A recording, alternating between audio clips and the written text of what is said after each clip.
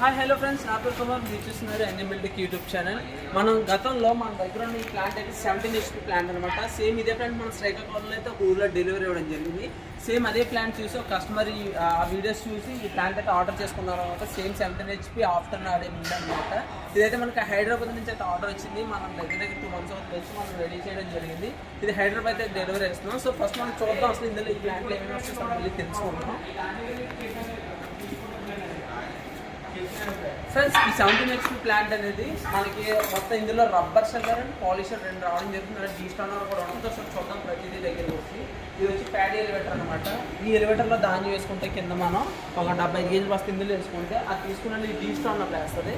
ఇది డీ స్టానర్లో రాళ్ళు, దుమ్ము, ఇసుక, గడ్డి పెరకలు అన్నీ క్లీన్ చేసేసి ఈ ఎలివేటర్కి ఇవ్వడం జరుగుతుంది. ఈ ఎలివేటర్ ఏం చేస్తుందంటే తీసుకెళ్ళి ఇక్కడ కనిపిస్తుంది కదా, ఇది రబ్బర్ షెల్లర్ అనమాట. ఇది రబ్బర్ షెల్లర్ వస్తుంది. ఈ రబ్బర్ షెల్లర్లో శుభ్రమైన ధాన్యం అయితే వేయడం జరుగుతుంది. ఈ రబ్బర్ షెల్లర్ మనకి శుభ్రమైన ధాన్యాన్ని ముడిబియ్యంగా చేయడం జరుగుతుంది. 90% అయితే ఇందులో ముడిబియ్యం అయిపోతుంది. ఆ ముడిబియ్యాన్ని ఈ ఎలివేటర్కి పంపించడం జరుగుతుంది. ఈ ఎలివేటర్ వచ్చేసి డైరెక్ట్ ఈ ముడిబియ్యాన్ని ఈ పాలిషర్లో పంపించడం జరుగుతుంది. ఈ మిషన్ పేరు 6N70. ఈ 6N70లో వచ్చిన ముడిబియ్యాన్ని పాలిషర్ తీసేసుకుంటే పాలిష్ బియ్యం రావడం జరుగుతుంది. ఈ నూకల జల్లు వచ్చి బియ్యం